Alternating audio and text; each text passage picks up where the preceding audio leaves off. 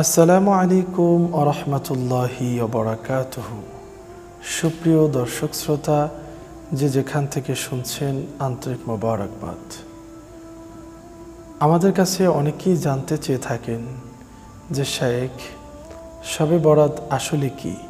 শবে বরাতে নির্দিষ্ট কোনো ইবাদত আছে কিনা, কোনো নামাজ বা রোজা আছে কিনা, নবী করিম সাল্লাল্লাহু আলাইহি ওয়াসাল্লাম এই রজনীতে স্পেশাল কোনো আমল করেছেন কিনা। সত্যি বলতে ইসলামী শরীয়তের দৃষ্টিকোণ থেকে শবে বরাত উম্মতে মুহাম্মাদের জন্য মহান আল্লাহ সুবহানাহু ওয়া তাআলার পক্ষ থেকে একটি শ্রেষ্ঠ নিয়ামত। এই দিনে রাসূল পাক সাল্লাল্লাহু আলাইহি ওয়াসাল্লাম তিনি নিজে আমল করেছেন এবং সাহাবায়ে কেরাম সে আমল দেখেছেন, তারা উদ্বুদ্ধ হয়েছেন, আমাদের কাছে তারা সে হাদিসগুলো বর্ণনা করেছেন। বিশেষ করে হযরতে আবু মুসা আশআরী রাদিয়াল্লাহু তাআলা আনহু হতে একটি বিখ্যাত হাদিস শরীফ এ শবে বরাত সম্পর্কে রয়েছে।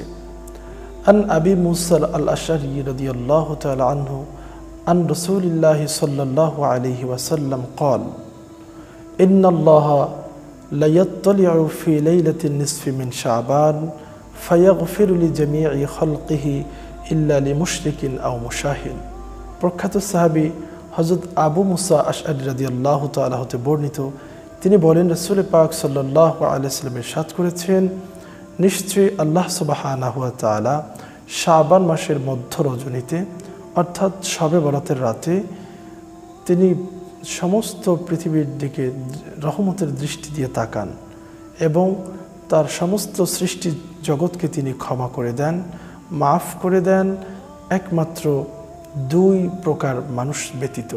এক প্রকার হচ্ছে ইল্লা লিমুশরিকিন আও মুশাহিন, অর্থাৎ যারা আল্লাহ তাআলার সঙ্গে অন্য কাউকে শরীক সাব্যস্ত করে, আর দ্বিতীয় প্রকার হচ্ছে যারা অন্যের প্রতি হিংসা বিদ্বেষ অন্তরে ধারণ করে।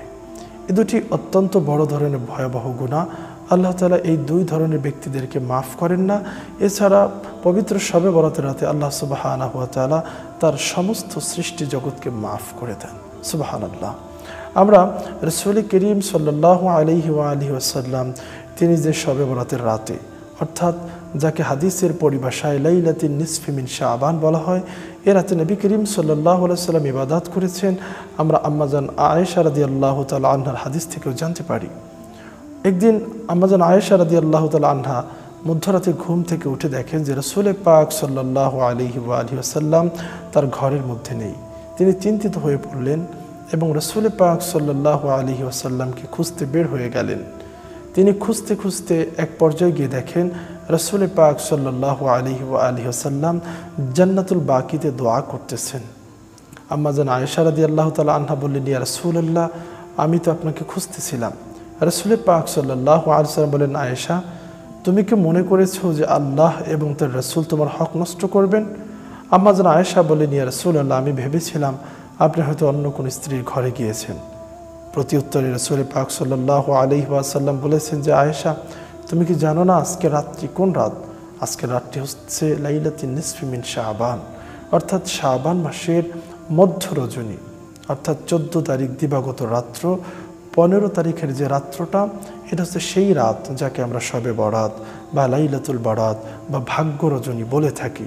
রাসূল পাক সাল্লাল্লাহু আলাইহি ওয়াসাল্লাম আরও ইরশাদ করেন উক্ত হাদিসে কারীমার মধ্যে যে, হে আয়েশা, আল্লাহ তাআলা এই রাত্রে বনু কাল গোত্রের সমস্ত বকরির যে পশম রয়েছে সেই পরিমাণ মানুষকে আল্লাহ তাআলা মাফ করে দেয়। সুবহানাল্লাহ।